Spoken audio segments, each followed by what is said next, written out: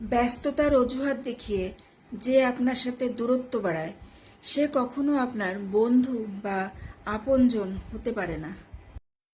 বিনা কারণে যারা তোমার জীবনে দুঃখের গল্প তৈরি করেছে তাদেরকে তুমি অভিশাপ দিও না।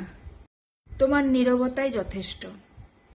অহংকার করার বদলে বিনয়ী হওয়া উচিত, কারণ বিনয়ী মানুষকে সত্যিকারের মহৎ তৈরি করে। সম্মান, ভালোবাসা, শ্রদ্ধা অহংকার দিয়ে নয়, মানুষের চরিত্র তৈরি হয় তার আচরণ এবং কর্ম দিয়ে। মনে রাখা উচিত, পৃথিবী কখনো কাউকে চিরকাল আগলে রাখে না। তাই যা আছে তার জন্যে কৃতজ্ঞ থাকাটাই শ্রেয়। যে সত্যি কথা বলে তাকে চিরদিনের জন্য একা থাকতে হয়, কারণ সত্য সবসময় একাই চলে, আর মিথ্যার দল সবসময় ভারী হয়।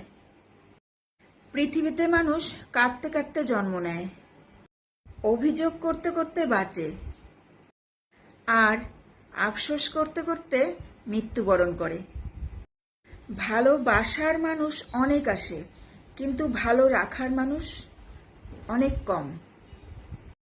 জীবনে সুন্দর চেহারার মানুষ আসার চেয়ে সুন্দর মানসিকতার মানুষ আসাটা অনেক বেশি প্রয়োজন।